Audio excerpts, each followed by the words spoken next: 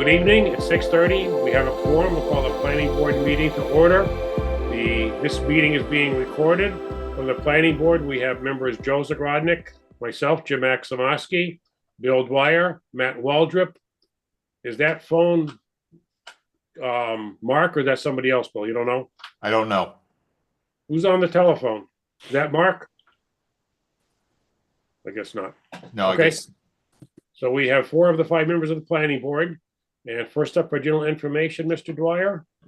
First in was Chris Anderson. I don't remember. You may be with Yeah, Are you I'm with with- the subdivision. subdivision. Okay. Okay. Next one in was the 508 phone number. Well, the one that just showed the phone, you're up. You have a general question, or you just here for watching? No answer. Okay. Okay. And Bridget Shoemaker is next. Yes, I'm here for skinny pink. You're very quiet.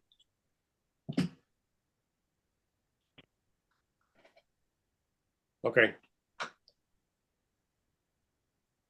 Can you hear me better now? that's better. Yes. Right, it's incredibly loud where I am. I'm so sorry. Trying to do all the things at once. We can only hear you. We can't hear any background noise, so that's good. Oh, great. Okay, yeah, I've got great background music. Okay. What can we do for you? I'm here to present for Skinny Pancake regarding the sign on the back wall of their thing. Okay. Would you like me to go ahead? Yes, please. So originally when we submitted the sign permit application, we submitted for front wall sign, a pylon panel, and then on the back of the building, the former Moe's space. And Moe's did have a sign on the back of the building, so Skinny Pancake was hoping to get one too. At the time, the back wall sign was not approved, so we just moved forward with the 2 approved signs. However, we're back in front of you this evening because they would really like that back wall sign. As it being a very small company and a new company to the area, they just feel like it's incredibly important to the success of their business to have representation. And trying to see if I've got sharing rights here. Yes, you can go ahead and share. So what you can see, this is the front wall sign that was approved. This is the freestanding sign that we're replacing what was existing. Again, this all said Moe's before. It was the Moe's logo. The logos on the doors were not approved. We removed those. So this is the sign here that we're looking to get approval on at this time. We did send a bunch of backup information to Mr. Dwyer to show that Moe's had approval and did indeed have a sign mounted here underneath these two lights that you see here.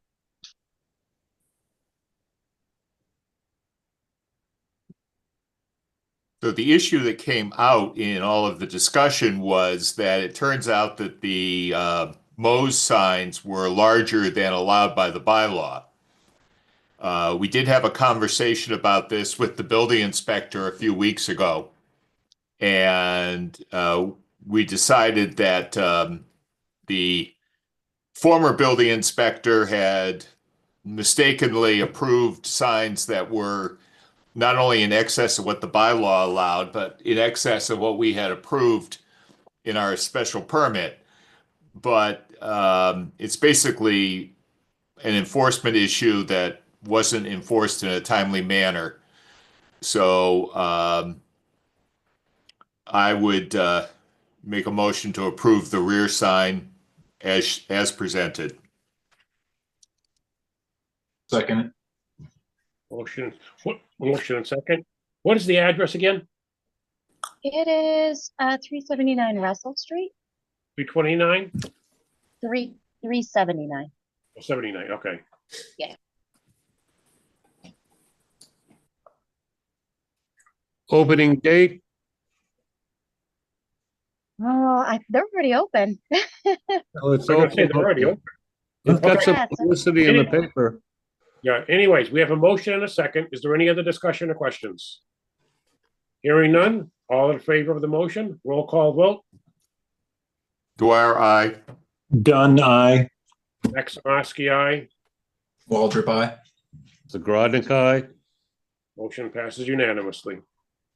Thank you so much, gentlemen. It's greatly appreciated. And Well, please scoot over there and get yourself some pancakes. Good luck. good luck. All Thank right, you. thank you. Thank you. Have a great evening. You too.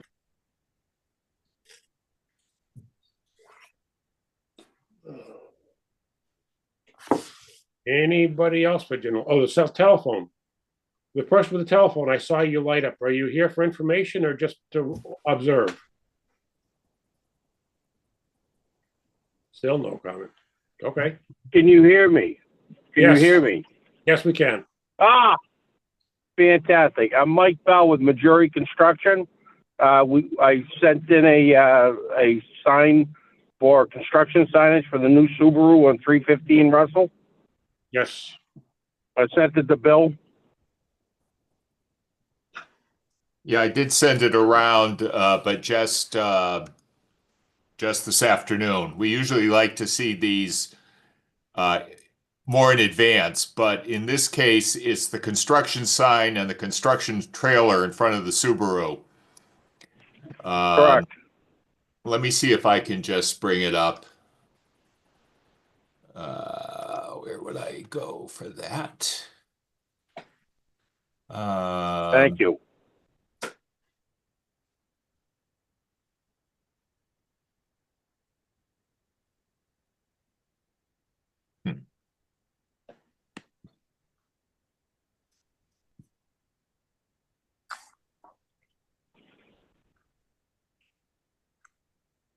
No, that's not what I wanted to do. Looks like it's 4 foot by 8 foot. Yeah, that's all it is. Okay, let's see. And do we have a dimension for how far it is off the edge of the road? It's about 20 feet. So it Probably a shouldn't little aff- more, but I'm guessing 20. So it shouldn't affect any sight lines or, No, and in this case, because of the construction site to be, I take it back, there would be traffic, you're right. There would be all the construction vehicles coming in and out of there would be significant. yeah, but it looks like it's parallel to the road, not perpendicular, so it shouldn't have minimal impact. Correct. Yes, I see, I agree with that.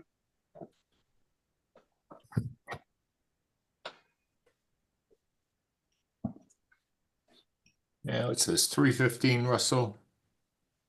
Yep.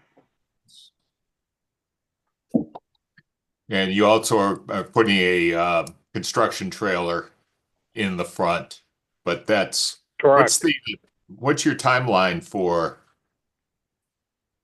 Well, the construction trailer we put in for the permit a couple of weeks ago, and so I think I don't know when that's due, but that it's probably almost ready. I mean, What's your timeline so for the this? job is Job, timeline for construction should be July of next year. Oh, okay. That's pretty quick. So we'll be there pretty quick. Yeah, we have until September, but I'm being Optimistic? aggressive. Yeah, Optimistic. There you go. yeah. If we have another winter like last year, It may be even milder the way it's going. Yeah. Okay. I can only hope. Any other questions or comments from the board? Anybody else? make a motion to approve as presented. Second, Motion and second. Any other discussions? Hearing none. All in favor? Roll Dunn, call. aye. Dwyer, aye. Maximovsky, aye. Waldrop, aye. Zagradnik, aye. Motion passes unanimously. You're all set. Thank you, guys. Have a good night. So, Okay, stop share. We're still got 5 minutes before the public hearings are scheduled, so we could go down to well, 3A. Everyone was at town meeting. All three articles passed.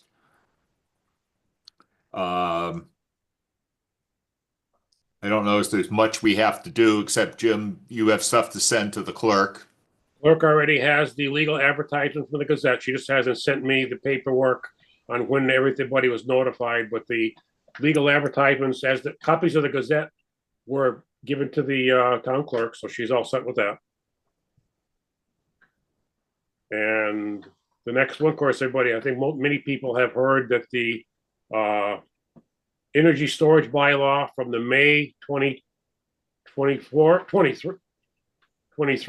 town meeting, right? Was that the fall? When did we look at that? No, it was May of 24, May of Yeah. 24, the annual town meeting. energy, solar energy, battery storage bylaw was approved by the Attorney General. There were two lines that were not approved. Those are the ones on the removal of, or the one line, there was one line on removal of earth. He said that is beyond the bylaw. You can't do that. So when that has been removed from the bylaw, and the town clerk will be posting that in a newspaper in accordance to whatever she's got to do with it.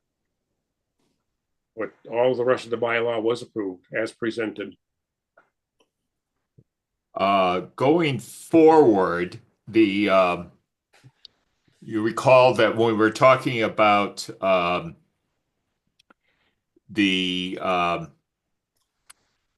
there were actually two requests, and we asked to have them split on the expansion of senior housing, one to change the air, to enlarge the area, and one to enlarge what is allowed.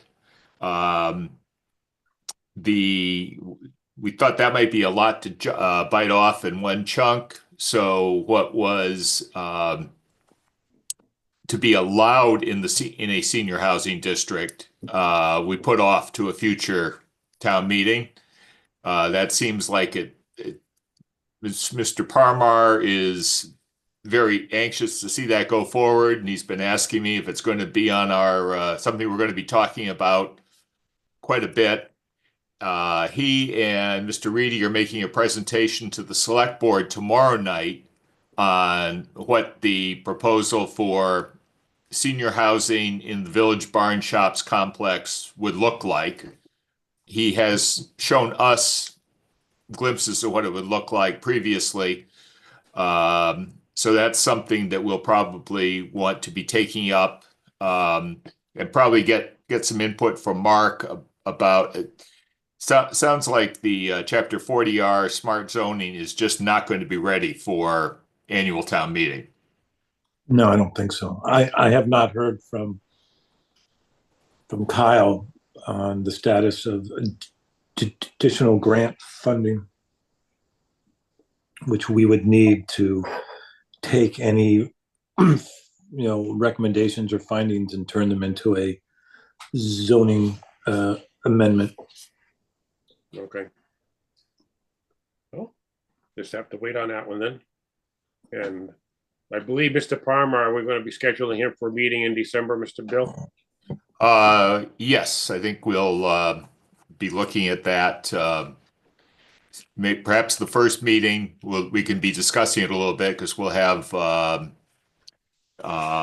PVPC there with us. And I'm also planning to schedule a meeting with the Affordable Housing Oh, that's right, Trust yeah. Fund Committee within our first December meeting. The select board did appoint you, Matt, as a replacement member of that board as well. So we'll take up the request of the Community Development Valley CDC for a contribution towards the Econo Lodge conversion. You know about the Affordable Housing Trust Fund, Matt? Are you familiar with that at all? Not especially, no. Need to brush up on it. Okay. Go ahead, Bill. I was saying when it was originally created, now I'll be sure you get a copy of the trust language. When it was originally created, the members of the planning board had all been working on affordable housing issues for a couple of years by that point. And so we had the best expertise of anyone in town on what exactly was involved with an affordable housing trust fund and what it could do and how it could be utilized. So at the time, the statute requires there be at least one member of the planning board and one member of the select board, and the other membership is left open. But we sort of volunteered en masse to, so it's the five of us plus Molly Keegan from the select board who are the trustees of the Affordable Housing Trust Fund. And we have money that we have collected over time from some from developers and some from a transfer from the Community Preservation Act housing set aside. So we have about $250,000 with some more coming in, but not a lot more. We will talk more about it in more depth our first December meeting. But I'll be sure that you get a copy of the actual the town meeting vote to set up the Affordable Housing Trust Fund. Okay, thank you. Okay, it is 6:47, so we will open the public hearings and Jim, if you note, there was a request in the chat if the subdivision could go before the battery. that's exactly what I was going to suggest we do. Because I think that's pretty, I mean, we've already covered a lot of that one. Okay. Gentlemen, Mr. Corbett and otherwise, I don't know who else is with you. Good evening. Chris Anderson is with me. He's gonna go through the subdivision with you. Okay, go ahead, you're up. Ready. Is it okay with the board if I share my screen? Certainly. All right. So can everybody see my screen now? Yes. Yes. Just for the record, again, Chris Anderson with Hannigan Engineering, here for a definitive subdivision plan off of Breckenridge Road. We were before the board, I want to say it was about a meeting or so ago. Went over the general project just to go over it in brief detail here. It's approximately a 260-foot long road with a cul-de-sac termination. Be a paved width of 22 feet. It'll provide access to 2 lots. As part of the previous meeting, we went over the waiver requests. I believe most of the board was amenable to them.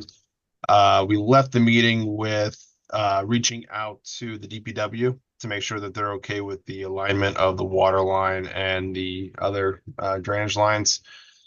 We did get a comment back from DPW and we revised the plans accordingly. Effectively, originally we were looking at doing what's called a tap and sleeve on the existing main within Breckenridge Road. DPW is not amenable to that. They prefer triple gate configurations. So we have updated the site plan to reflect that, as well as the material of the pipe. We were showing ductile iron, but they're also amenable to what's called C909 plastic. So we've updated the plans accordingly. In addition to that, a request was made to provide a statement that the road would be remain private, which I believe was submitted to the board along with the revised plans. So with that being said, if there's any comments from the board, I'll be more than happy to answer them. So I just want to make sure this is going to be remain a private road? Correct. Okay. All right, so it won't be open to the public, correct? Correct. Okay, just want to be sure of that. That's fine. All right. Other questions of the board? Where are the 2 particular houses going to be located? So lot number one will have a house located approximately in this location. The second lot would be maintained for the current earth operations that are associated with the property owner and the potential battery system that is being reviewed under a separate permit. So it's the intent that lot two will remain in its more industrial state for the earth operations, with lot number one being the residential. Okay. My other question would be under the category, it's probably not my business, but you could have that house and have the entrance on Breckenridge Road and not even need the subdivision. So why the subdivision? So What's the the- subdivisions are to create the additional residential lot. We don't currently have enough frontage to develop two isolated lots on the property. But there's not going to be any housing there. No house.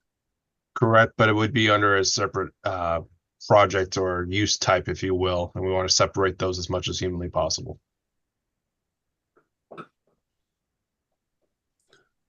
Hmm. It also freezes zoning. Other questions or comments from anybody? Is am I reading the drawings right, that the Eversource would come over to a pole and then go underground or to the house? Correct, for showing an overhead, excuse me, an overhead line connection from the line on the opposite side of the street. That would go to a new pole, at which point it would go underground. Okay. Okay. It would go all in, it would be a three-phase line out to the battery storage if that ever gets approved. It would be a three-phase line, if Fair. that ever becomes fruition. Okay. All right. Other questions or anybody? Comments? No, I'm just looking at there's a rectangle in the center of the cul-de-sac island. Is that just a boring symbol? What is that? Yeah, That's just the soil testing location. okay. Yep.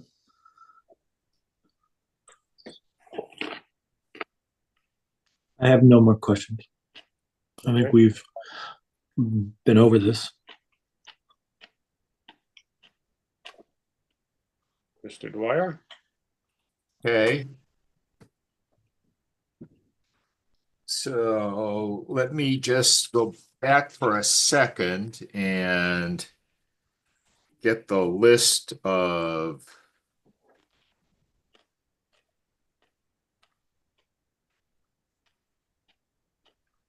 waivers.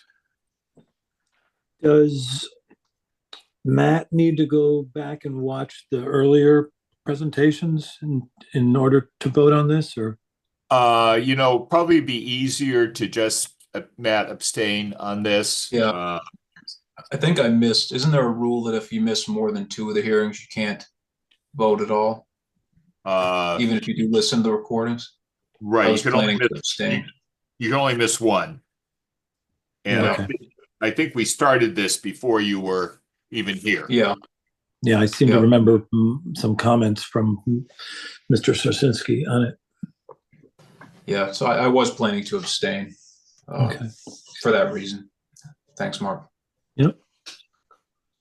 So I see that we're going to waive 4.3.3.8.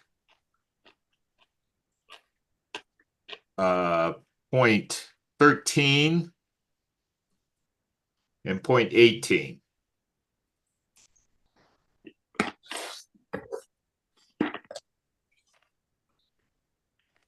As well as 0.25 Okay.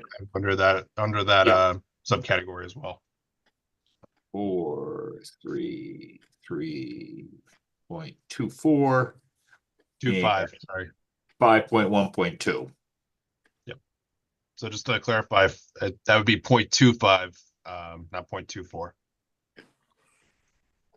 4.3.24 or 25. 2.5.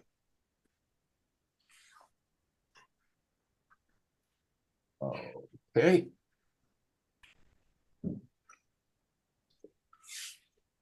Okay, and this is the this is the latest. What's the revision date on this plan? It was revised through November 12th. And I'm seeing 5 new catch basins. Is that correct? There would be 5 catch basins within the development, yes. Got it. Okay.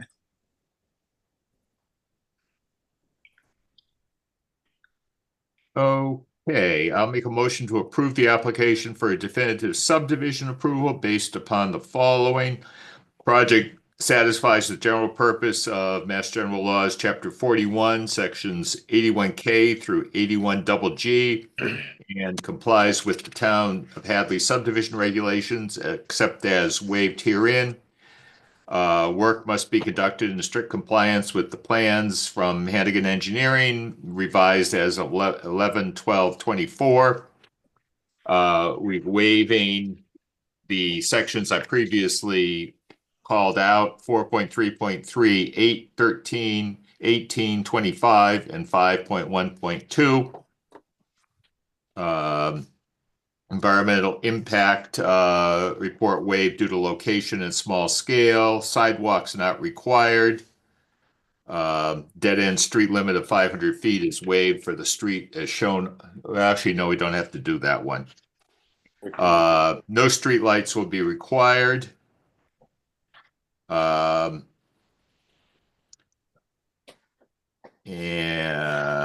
that's those. The layout of the ways municipal services are designed for a total of 2 lots, as shown on the reference plan. No more than one dwelling unit. Actually, I have to take that out now.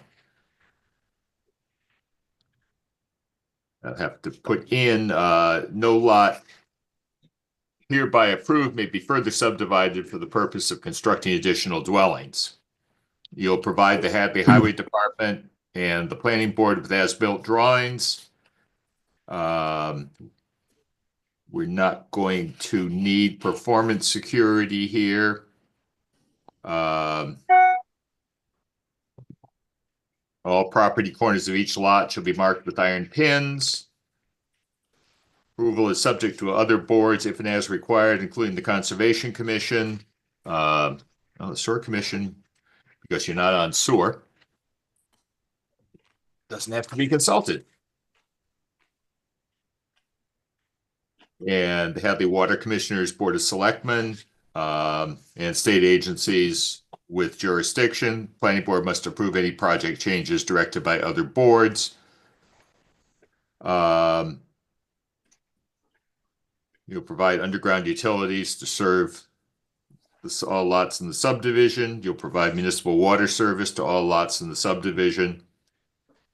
You don't have to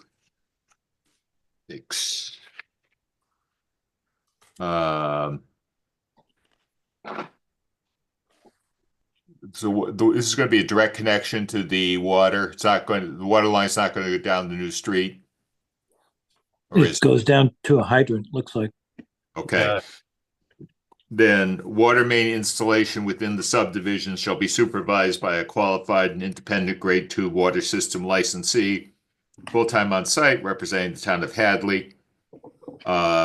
You'll provide the town of Hadley you don't have with written easements onto adjacent lots for the operation and maintenance of all drainage structures. They're within the rights of way. Actually, we don't need to do that. The operation and maintenance of all drainage structures that are not within the rights of way proposed for acceptance of town ways will be the responsibility of the property owners of all lots within the subdivision.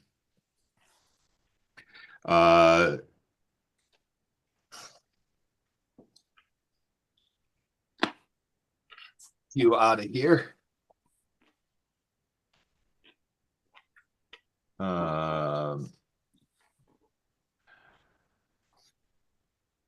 The construction of all ways, installation of municipal services shall be completed in accordance with the applicable rules and regulations of the planning board within a period of 2 years from the date of this approval.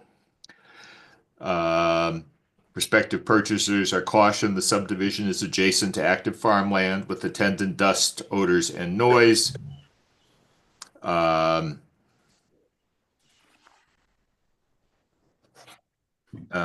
The definitive plan will show all percolation test sites and results. The applicant will cause a sign to be posted at the intersection, identifying the subdivision as a private way. The town will have no obligation for maintaining a private way. That's the motion. Under the ones where you had other approval to other boards, Bill, I know you took on board the sewer commissioner. Did you have any Board of Health? I can substitute Board of Health for, Yeah, just because they're gonna need a septic permit. yeah. So, Bill, granted, this is going to be a private road, but nevertheless, usually under subdivisions, we have a peer review engineer making sure that the utilities are placed in the proper direction, that the road that is indicated is sufficient to handle a fire truck. So are we waiving all of that, or are we just assuming that they will do it? I'll leave being a qualified and independent engineer, full-time on site, will supervise roadway construction and drainage construction within the subdivision. You mentioned that. Or you did? Yeah, I'll add that in. Okay, Basically, the building it to subdivision subdivision regulations, standards. So that's all baked into those. Okay. okay. That's the motion. We have a second. Any other discussions? I would second it. Someone hasn't already. No.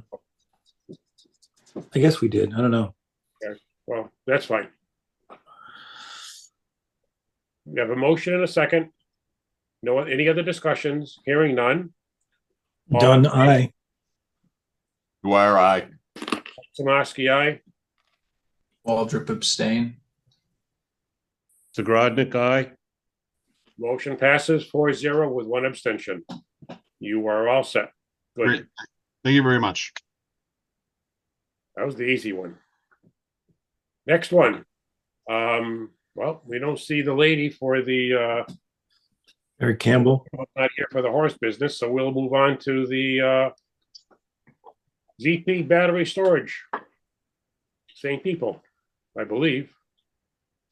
Or not. Just Mr. Corbett. Just me this time. Chris had to run to another meeting, so I really appreciate you guys switching up the order. Tom Corbett, 0 Point Development, here for the Breckenridge Road Energy Storage System. It's been a while since we've really talked about the project. There's been a lot happening, bylaw related things, and we've decided to just keep continuing for a while here. So I'm happy to start wherever you'd want. Yeah, it's been a while. Why don't you just give us a quick overview of what's going on so that we are all back up to speed? Sure. So just a quick overview on project wise with Eversource. This project's ready to move forward with Eversource. They're pretty much waiting on us at this point in time. They have been for a little bit. So right now we have assigned ISA with the Eversource. We have for a while now. So project planning's underway and things are happening behind scenes as far as Eversource goes.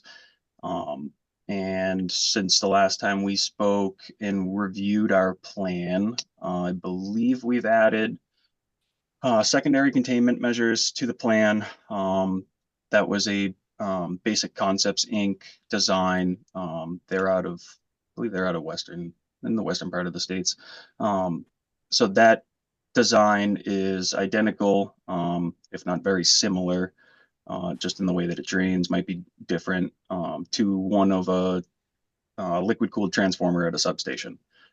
So you have very similar fire instances around those items, potentials anyway, potential hazards. And we've implemented that into the plan. I believe you all have that in front of you. I did drop off an updated plan with the subdivision plans last week, and I don't know that I actually sent a digital copy of that, but regardless, there's a revision that really should happen anyway, just based upon DPW comment through the subdivision plan, just as far as piping and connection and stuff. How we have it laid out on the plan isn't ideal in that regard. So we'd like to revisit that and get that adjusted to what the town's preferences are on the plan wise. So the secondary containment measure is a polyvinyl membrane. That membrane goes 6 inches minimum underground, and then a foot below that grade there. So 6 inches down and a foot below that. So a foot depth of the polyvinyl membrane along the outside edges of all the pads. And I have a depiction I can share with you of that.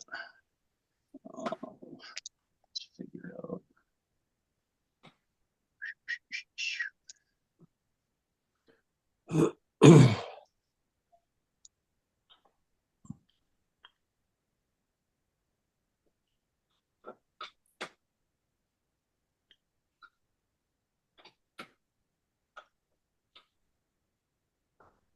Which screen can you guys see right now? It's always the challenge.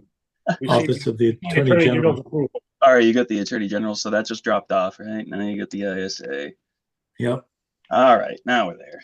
Okay. Goldilocks. Yeah, we see 4, looks like, I'm assuming the blue marks are concrete pads. Correct. Yeah. So when we're looking at this here, this is the basic concepts plan. These guys do the full engineering of these systems. It's a pre-cut polyvinyl membrane, so that it forms completely to every surface. The vinyl membrane is attached to the concrete pad by way of aluminum bar, and that gets sealed along the edge of the concrete a little bit higher than what the actual volume flow is calculated for. And then in one of the corners here, so can you see my cursor? Yes. Yeah. Okay. In one of the corners here, it would have a drain, so it would be normally open during normal operations, so that rainwater can flow through in daylight to wherever it may be going in a certain circumstance or site-specific locations.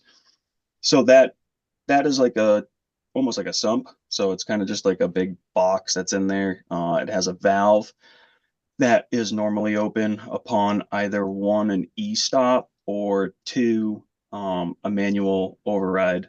It would close. So that would create the bathtub holding the volume that is required for the minimal defense operations. So the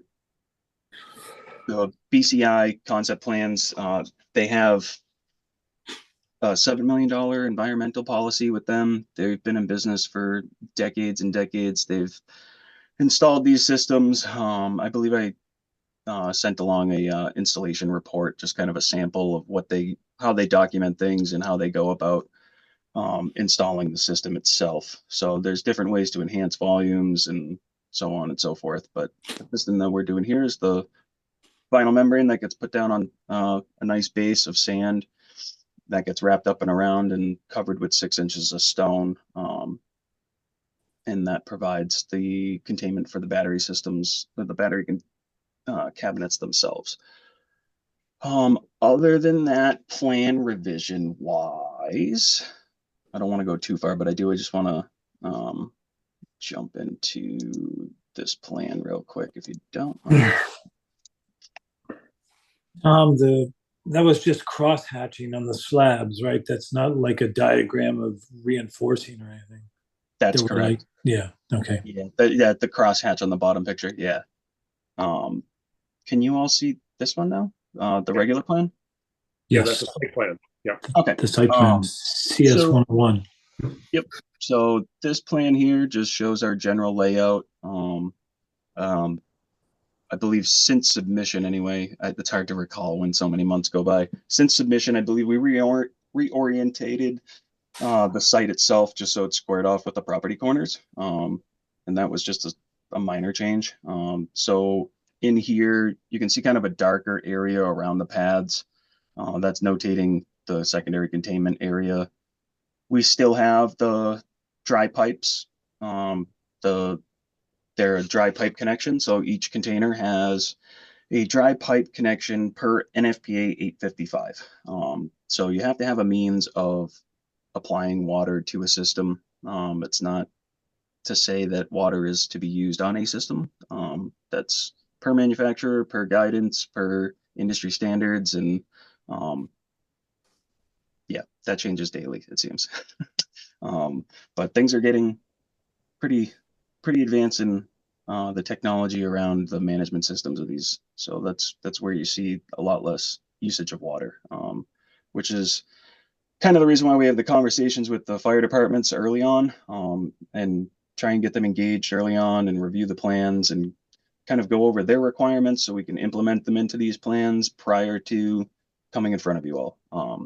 So we had done that early on, probably a few years ago now anyway, and then I caught back up with the chief earlier this year, probably a few months ago now, and we went through, just since you guys had your bylaw stuff going on, we just went through our typical conversation of, here's the system, let's take a look at it, what's your needs as a department. So through that conversation, there was discussions about fire hydrants with the new bylaw, and talking with the chief. I think he said his standards were 500. I think the bylaw now says 300. So we did implement the hydrant into the plan.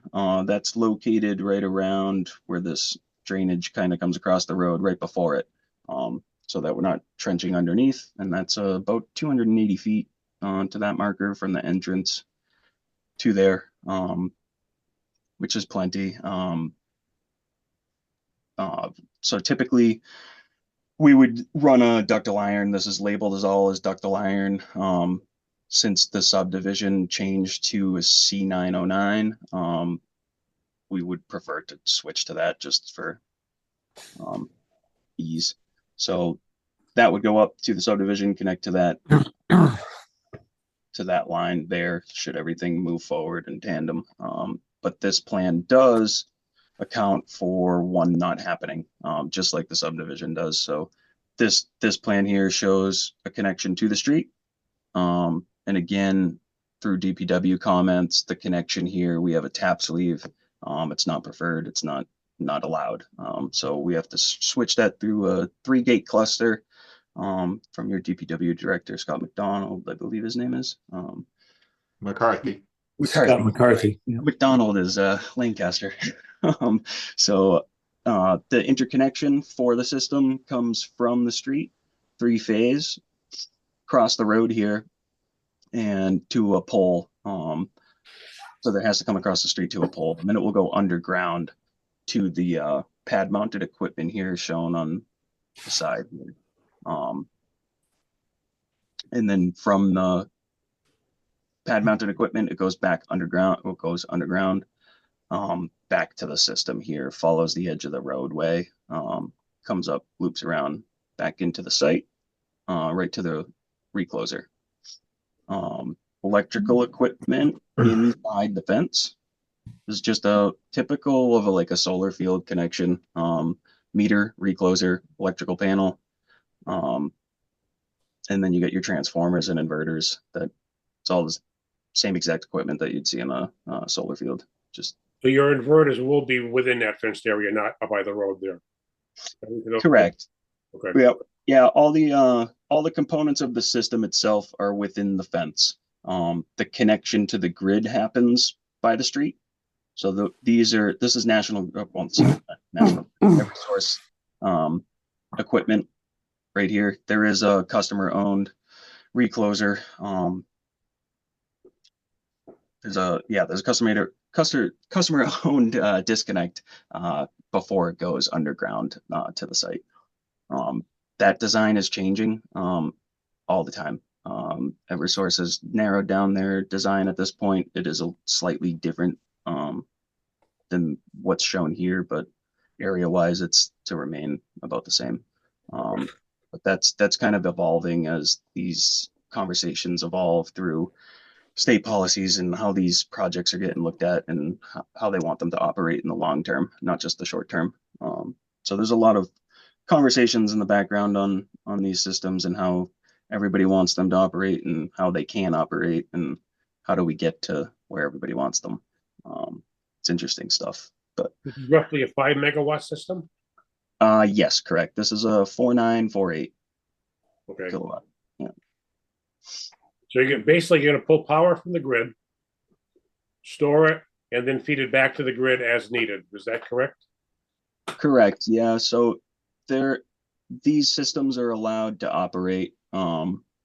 Each one's different as far as how they can operate. Not to say that Eversource handles that the same way, but each one in my portfolio that I'm working with all operate differently. They all have different percentages that they can charge and discharge and such. So project feasibility comes in when you're able to fit on the line and you're able to charge off the solar stuff that's all around, solar and wind and what have you. So these charge during the day, during certain hours.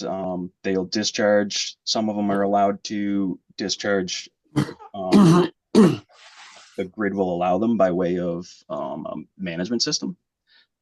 This one here is going through Eversource, and this will be, I think this one's unconstrained here. I'd have to double check, but if you guys have questions around that stuff, I'd be happy to answer it at a later I'm looking meeting. at that technical. Yeah, exactly. So I think I'll stop there because I could go on all day, guys. So let's turn it back to you guys. Okay, so this is gonna pull power from the grid. There's no solar energy that is getting its energy, is not getting any energy from solar directly. Correct. And- Yeah, it's not connected to a solar And it's field. just getting, then it's going back to the grid. Okay. Questions and comments on the board? Anything? Oh, you got a normally open valve on your containment. What will cause that to close if there's a spill? So if there was a detection for smoke, heat, or even the coolant, well, the coolant has a secondary containment already. So there's already a secondary containment built into each container that holds 243 odd percent of the volume of the coolant in each container. So the coolant spills, not typical of a concern, but should it be, the system would notice that there was a leak in the coolant system because a cell would be rising in temperature, and it'd be able to isolate that. And then that signal should shut that valve. So that final electrical schematic of that valve is to be finalized still, as far as each individual system and kind of site specific stuff. So it's not like a ball valve, it's more like a butterfly valve, or it's something else entirely? Oh man, I'm gonna forget the technical term, but it's like a stop valve. So if it's always, so say it's powered all the time, right? And then the solenoid switch tells it to stop. So that loss of power makes that valve close. How fail safe? Yeah, exactly. So it could go both ways. It could go that it loses power and when it loses power, it closes, or when it gets power, it closes. So it could go either way. It depends on how the system And is there a PM plan for that to make sure it's operating? Do you check, verify that it closes every 6 months or every year? Yep, there would be with that. There isn't one created yet, but there's certainly it could be drafted. Although that part of the schematic is really kind of beyond basic concepts. That's more of another third party that does the electrical design that has to work with the whole system. Yeah, So I would imagine you'd need some a kind of little further down the screening road. to keep wildlife and pests out of, so they don't build nests in that valve. Yeah, and that's part of our regular maintenance for the system itself is to check pests and all that stuff. So we do have an O&M for the site itself. Within the fence, we have an O&M for the stormwater, and then there will be an O&M. Well, there is an O&M and a spill management plan for the secondary containment, and I feel like there's an O&M for everything. I think that's it though. Yeah, that was going to be my question, kind of going off what Mark was getting at, just including based on like the maintenance for the secondary containment system. Like, what's the timeline for like regular inspections to check for things like cracks, corrosion, removing any accumulated liquid that might come on its own? Because I imagine these systems have a useful life too. And can you speak to like the useful life of a secondary containment system like this as well? And what UV exposure, how that impacts the polyvinyl? Did you say UV, Mark? Sorry. Yeah. So first, as far as the longevity of these systems, they're there. I mean, it's rubber, it's sealed, it's in the ground, it's compacted dirt underneath it, stone inside of it. So there are no UV rays Okay. from the sunlight getting to the polyvinyl membrane. Okay. As far as duration of time, Matt, to answer your question, I couldn't answer specifically, but definitely the duration of these projects as far as a 20-year lifespan on a battery. How long do the batteries last before they have to be replaced typically? So they say about 20 years. It would depend obviously on how a battery is used, if it's charged and discharged fast, slow. The nice part about most of these systems is that they are charging slow and discharging slow. So not to say that this one does or any other one does it differently, but I'm assuming that when these batteries come in and when they ultimately depart, for lack of a better term, they're going to be considered hazardous waste or something, aren't they? When they go out, no, so the recycling part of it, it's a recycling. It's not really like a disposal. Upon decommissioning of a site or replacement of a battery, or even bringing them in for that matter. These systems, as most of them do these days, they come pre-packed. There's no handling of any of the modules on site. It's a container on a flatbed. It gets craned off the flatbed and onto the pad, and it's like a 6-hour electrical installation. So it's all pre-packed, pre-wired. The manufacturer comes out and they do the commissioning of the site. They go back through the torques and all that torquing of the fittings and checking all the coolant lines, fittings, and things of that nature. So that it's not hazardous at that point in time. As far as upon decommissioning, say there wasn't anything bad or anything like a fire event or anything, so there's no damaged cells. That's a pretty streamlined process right now. I've been in conversations with multiple different recyclers over the past 4 years of developing these projects, and it's amazing how far that industry has come and really where it's going. So that they've got a hub and spoke system set up in this country as far as breaking down the batteries. So through the decommissioning process, we'd work with a company such as like a Renewant is a company that's out there that does decommissioning stuff, and they also advise on decommissioning policies and such. So we have contracted them in the past for another project in their scope, and what they do is they line up for somebody to come out. They pick up the batteries. You can either pre-pack them yourself as an owner of the site with trained personnel, or you could have a company come out and they could do it all for you and decommission the site all at once. So as far as when a cell is damaged, there has to be a professional in the field that knows how to handle that. There are certain ways to transport them and certain time frames in which to not transport them. And it's kind of dependent upon the situation at hand. But I could have our fire consultants certainly answer to that more specifically. Geez, I have a question. In as much as there's already a battery storage system located in Hadley, less than a quarter, probably a half a mile east of this chosen site here, is that system dormant at that site, not used? The battery not- storage system, Behind Hampshire Mall. no, Is there- behind the one that is next to the UMass power plant. Oh, the UMass Power Oh. Plant. Oh, that's The- probably a mile away, isn't it? Yeah, they use that. Now, why do you need another one so close by in a very sensitive area? And it seems like duplicity here that doesn't seem to be justification. It's not like we have a huge industry that's going in that needs all this power. I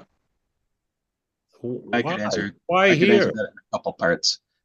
So one, UMass Amherst in 2017-18 through the ACES grant got funding to install those batteries at the campus, and that is part of a smart grid.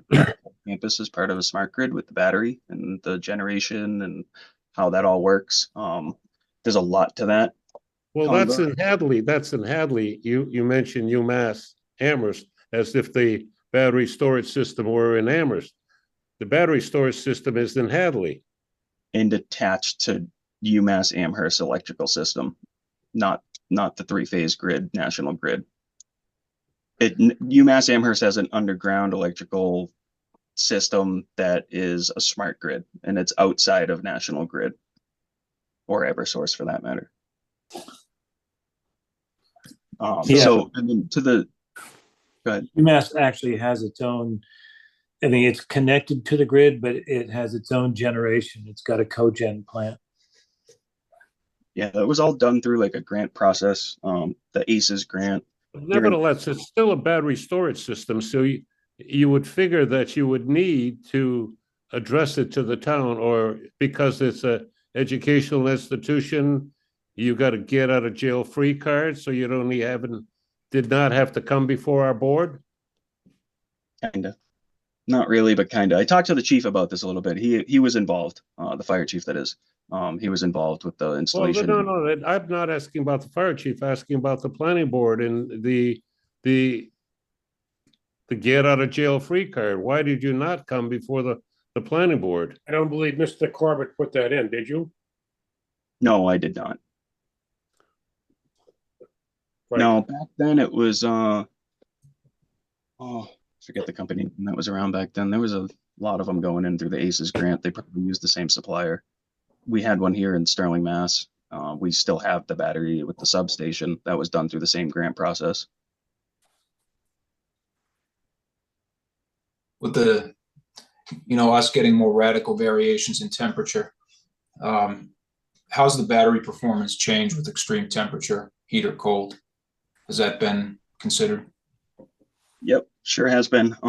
These systems are all liquid cooled. So they are kept at an optimal range 24/7. External temperatures, there's been through, I don't know if it was involved with the application here. There's so many documents. I try not to involve all of them because the building department gets to see them all at some point, right? But there's been thermal testing done on the containers themselves as far as the heat and the cold. These are all IP65 rated containers. So it's pretty standard practice in the industry as far as liquid cooled type of container, purpose built containers now. So you have less airspace, less void space inside the container to heat, to cool, to create moisture. So there's a lot of advancement in these systems over the last even 5 years. Systems have changed quite a bit over the last 5 years. What's the heating, what's the cooling medium? Cooling is that's a ethylene glycol mixture. What is that? Sinopec. Now, you're in the aquifer. We're gonna get into some discussions here. You're gonna be using a non-toxic antifreeze. Ethylene glycol is not non-toxic. The one that we have is, I think we've already kind of beat this one with but I'm happy to provide you the information, but this is not toxic. And I've called the state, I've talked to the state. Ethylene glycol is not a toxic substance by itself. Benzene, after the combustion of gas inside of a cylinder, is the toxic substance that you see from ethylene glycol. I have not seen anything submitted from you that says ethylene glycol is not non-toxic, or ethylene glycol is non-toxic. Okay, I've seen you say that. I've seen RSDS says that it's not toxic. Who has the state? The material safety data sheet. The MSDS. Okay, I've not seen the MDS on that. MSD material MDS material data sheet. Yeah, I can provide it, but I believe you already have it. But I can bring it forward. Okay. I can certainly bring a couple different communications with the state forward too, if you want to see that, Jim. Okay. Also, our recent bylaw that was approved by the Attorney General has verified that, you know, it says that energy storage systems are not permitted in the aquifer, and you are in the aquifer. So under the recently enacted zone bylaw, this is not a permitted use.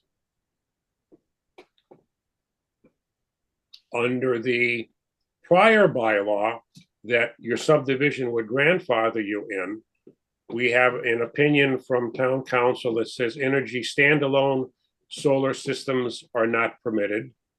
And under the, I guess there's a so-called Dover Act that allows solar systems and solar battery systems to be installed, much like to bypass certain zoning requirements or zoning restrictions. But the kicker to that is a solar battery storage needs to have 51% of its energy direct from solar energy or a renewable source. That does not qualify in this particular item. So that's where we stand. It's just it's of your opinion that, in town council's opinion, that it's not an allowed use. That is correct. It is. I would rather just ask you to vote now then. Okay. We have, you know, town council has given, our former town council has given us the opinion that it is not a standalone under the old bylaw. I'm going to talk mainly about the old bylaw right now. I understand. Okay, our former town council gave us an opinion that a standalone energy system battery storage is not a permitted use. Our new current town council has given an opinion that under the so-called Dover Act that I just mentioned, which the old bylaw would fall into, if their energy storage is not getting 51% of its energy direct from solar, therefore it is not considered under the Dover Act as a permitted use. So, if I may, yes, I think you should read your MLU decision again. Then I think your attorney might have some bad info. Under the former bylaw, or under any bylaw. Okay. And under any circumstance of Chapter 40A, Section 3, Chapter 40, Section 3A. I believe that's the one he's referencing. It would be. That's the Dover.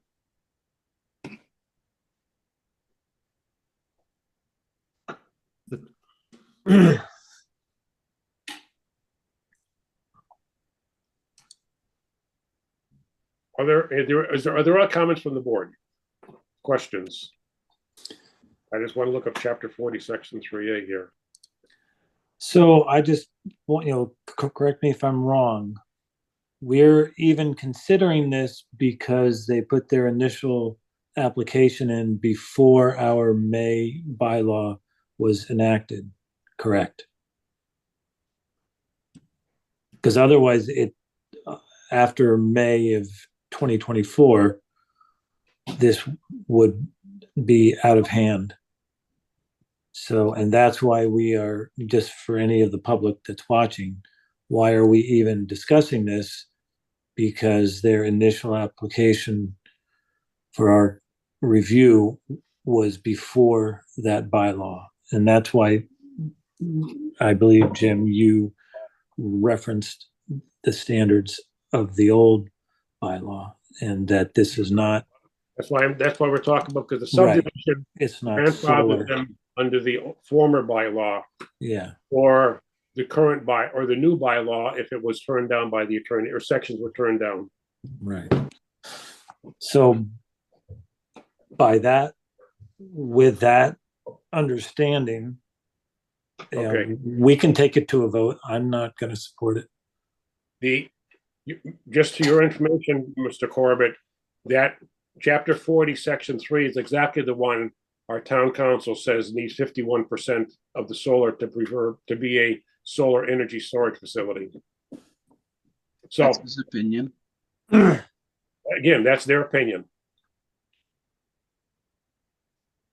Mr. Chairman, I just wanted to say that I think I'm in the same boat with this one that I was in the prior hearing, that I'm going to have to abstain because I did miss, I think, more than one. Yeah. I wasn't on the board when this was Right.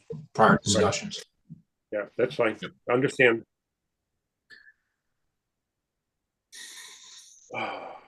So as I look at it, you weren't eligible under the old bylaw because of the definition.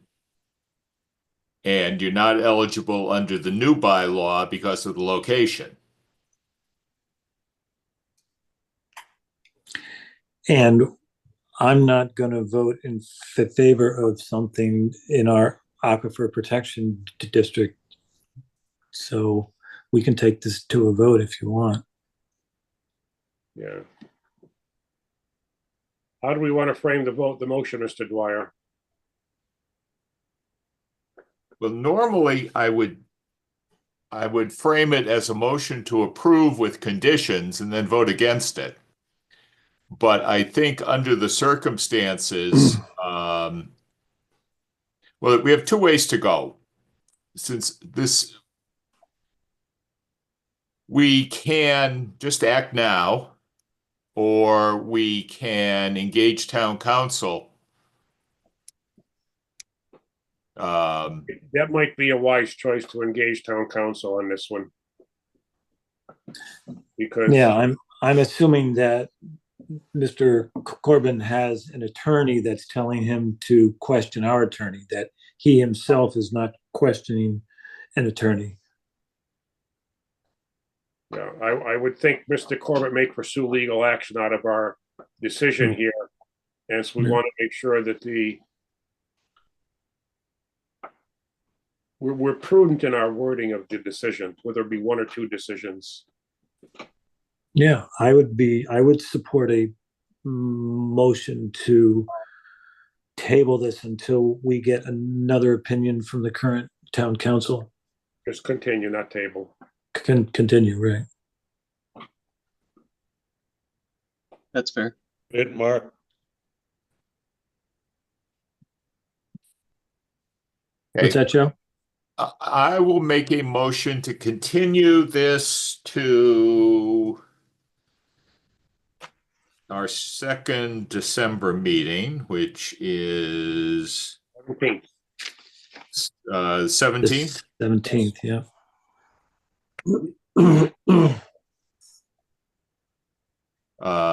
So to continue to 12/17 and seek guidance from town council.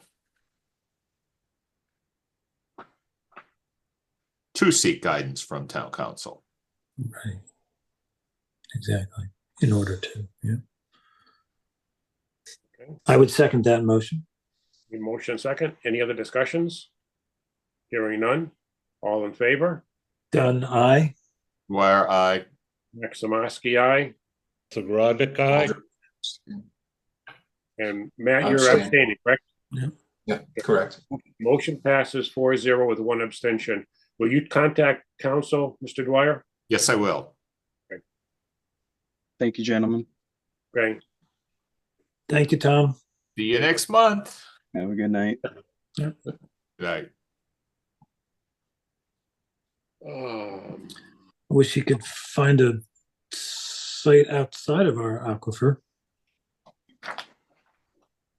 Well, one of the points they made in the argument that they were making to town council was, or to the attorney general's office, is that Oh,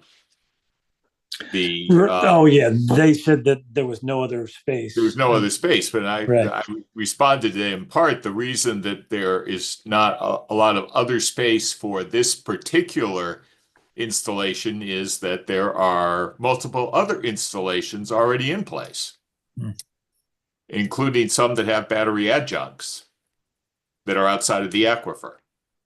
The facility behind Hampshire Mall, there's a solar field there off of not Moody Bridge. What's that road behind the mall there?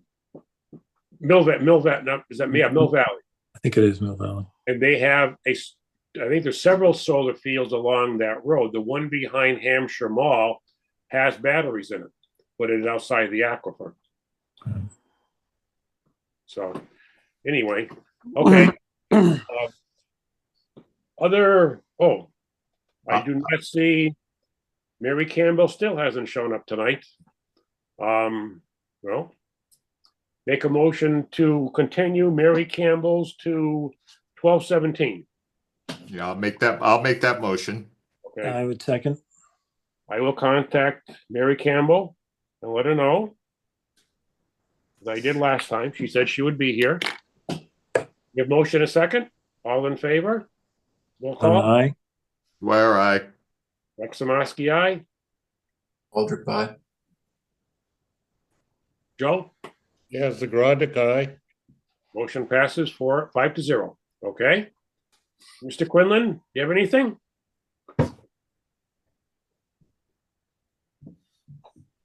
Maybe not. You there, Tom? Probably walked away. Yep. Kayla, do you have anything? No, I'm here. I'm good. I couldn't unmute Okay. here. Nothing here either. Okay, So- good, Joe? Kayla, do you have hands on those files that he said he dropped off at town hall? Yeah, I have the paper files. Okay.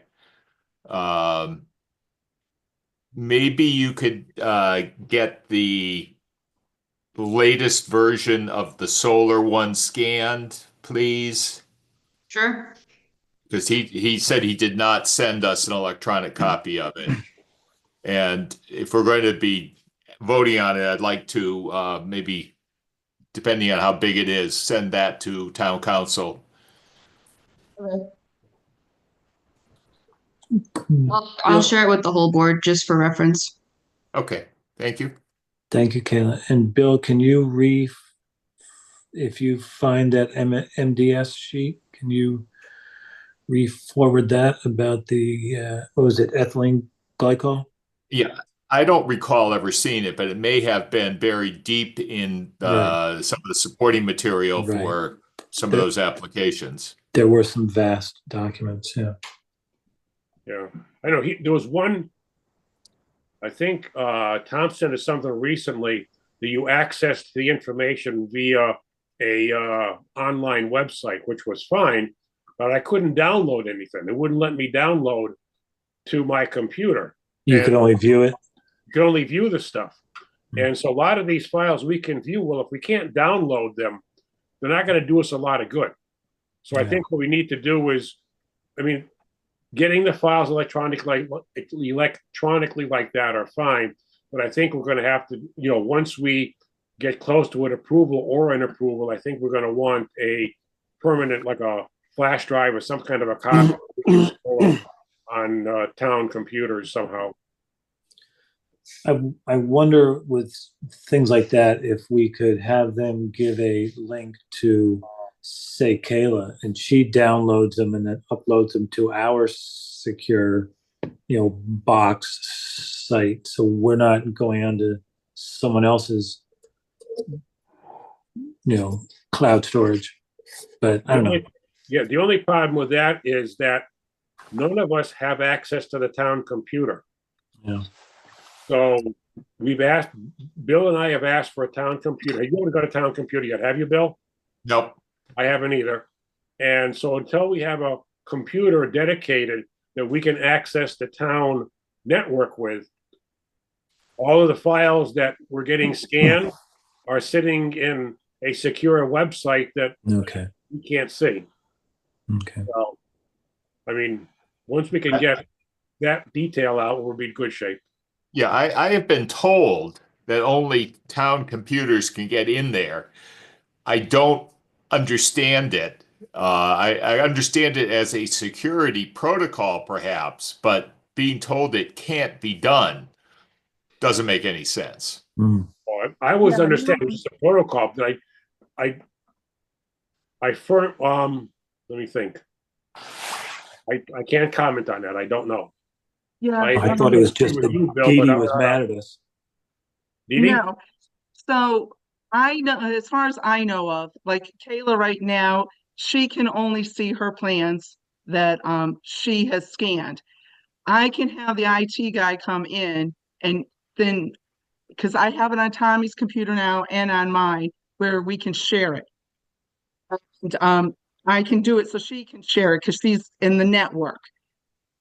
I don't know how, if you guys, I don't really even know if you guys need a town computer, if the IT could fix it where you guys could go in remotely to the computers. But because when we were working, during COVID at home, we did have town laptops. I don't know if that really mattered or not, but we were remotely dialing in. I don't see why that couldn't be the same for you guys. But I'm going to show Kayla, because if that file is a big file, you won't be able to send it through email. But I do it through, when I have to deal with other contractors, I do it through WeTransfer. And it's a free site, and that it transfers the files. You can transfer many different ones at one time to certain people. So I will show that to Kayla tomorrow in the meantime. Okay. That sounds good. Is there a file limit or file size limit for that? I want to say I don't know. I was able to send like 5 big sets of plans to one person before. So I off the top of my It's head, I free? don't know, but you can send quite a bit. It's free? Yeah, it's free. Yes. And then when you send it to people, they have like 7 days to continue to view it, but then you can download it and save it to your computer. Okay. So as long as you save it to your computer or on a stick or anything before that it expires. So the email will tell you when it expires. And then Microsoft has a cloud and Google has a cloud. And I like the t-shirt that says cloud just means someone else's computer. Yeah. I know So that there has to be a way. Linda can get into her files with the virtual private network, but I don't think, her financial stuff is touchy. The plans that we deal with are fully public domain. Yeah. And once someone files something with us, anybody can see it. Yeah. Well, and I will discuss that with IT next time. And you're right, Bill, because like for instance, before the whole town has a shared file, but before I worked just in the building department, I could not access Linda's files. Now that I'm her assistant, I have access to it. So there's got to be a way that we should be able to share those files, whether it's through our website. That's what I'll try to see what I can find out. Mm-hmm. Yeah. A lot of network, like where I used to work I could dial in from any computer with my ID, but I was limited to what files within the system I could get. And it was typically one file that said shared. And virtually anybody that had access to the system could go into there and swap information back and forth or whatever the case may be. And I think it sounds like the town system is very similar to that, but you're going to get you're going to get a log-on ID and access to know where it is. Correct. Because like, for instance, right now in the building department, I can remotely sign into my computer as long as it's on upstairs in Linda's office. I can sign into that remotely. So I think there's some ways around it, but I'll talk to the IT guys and see what we can figure out. That would be good. Because Bill and I have quite a bit of info on each of our computers that should go on to the town computer. That's all planning board stuff. So I have the Outlook with the planning@hadleyma.gov email. And it does give me an option to save to OneDrive, Town of Hadley. But I guess I'm going to have to play with that and see what actually happens. Yeah. We use OneDrive all the time at the Blob. Yeah. Okay. Well, now that we've beaten up all the computer gurus that we know. So any other business? Any bills to pay? Yeah, actually, just Kayla, what I did is I clicked Save to OneDrive, and I clicked the proposed construction sign, which is the email that came in from Michael Bell today, and it saved it to OneDrive. I don't know where that means it went. Maybe tomorrow, if you... I copied you with Michael Bell's email. Maybe tomorrow, just look around in OneDrive and see if the areas you have access to, whether that plan I just saved showed up anywhere. I don't think I have the login for the planning@hadleyma.gov account though. So I doubt that I'd be able to see unless it's shared on the town OneDrive. So well, yeah, that's what I don't know when it says OneDrive Town of Hadley, I would assume it's the Hadley OneDrive. let me check tomorrow and I'll let you know. Yeah. Okay, so we'll have a joint meeting of the Hadley Affordable Housing Trust Fund on within our next meeting, the 1st December meeting. December 3rd. Yeah. Yeah, we should, because it's getting to the end of the year, we probably should approve our payroll for the last quarter of well, I don't think it's the second quarter of the fiscal year, but this quarter, October, November, December. $575 stipend for the planning board. I make a motion to approve. I would second. Motion second. Any discussion? Hearing none. Roll call vote. Dunn, aye. Dwyer, aye. Samarski, aye. Waldrop, aye. Roddick, aye. Motion passes 5-0. Mr. Waldrop gets his first gigantic check from the town of Hadley. Whopping $100. With the retirement taken out of it. Yeah. Speaking of the retirement, I just got a verification of what retirement is worth after 49 years of being on the planning board. I think it's $411. No. A year? No, total. Total. It's total. After they Wow, take you the could buy 2 inspection tires fees for your out and car. all the other fees out, that's what's left. You could buy 2 tires. You can't mount and balance them, but Yeah. Okay. Anything else? Hearing none? I don't know if wait, this is on the agenda for the next meeting and then sorry, but are we gonna talk about adding a new member to the Smart Growth Committee or do we have to put that on the agenda? A new member to the what? yeah. The Smart Growth So Committee? Yeah, Oh. we lost Mike Sarsinski, Oh, right. and then we lost our Council on Aging representative. So I asked the Council on Aging if they could recommend someone else that the planning board could appoint.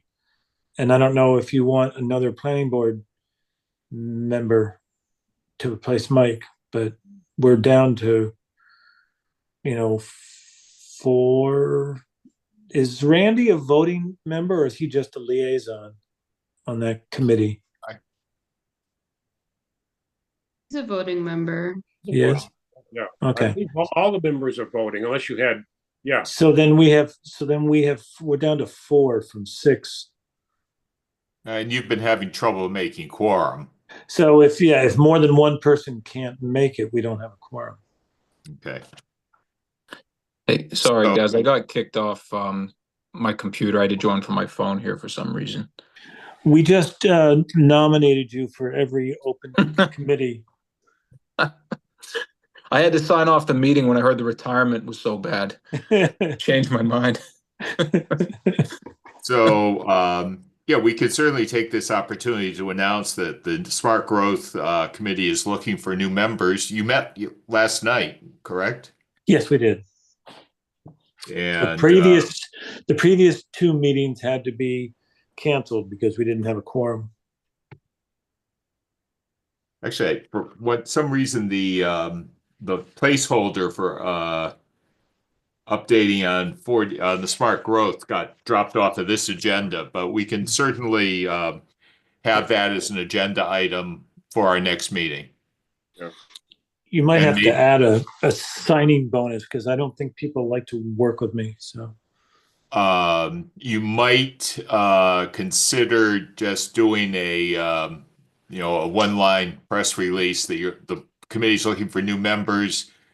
Make sure that Alex gets a copy of it so that he can put it on Hadley Yeah. Media. yeah, he offered. I didn't know if we had to go through you and Jim first. Well, we are the planning board is the appointing authority. Right. So we're putting it out there that we're looking for names. Okay. And you could be looking for names. The Right. appointment comes from us because Okay. it was our grant.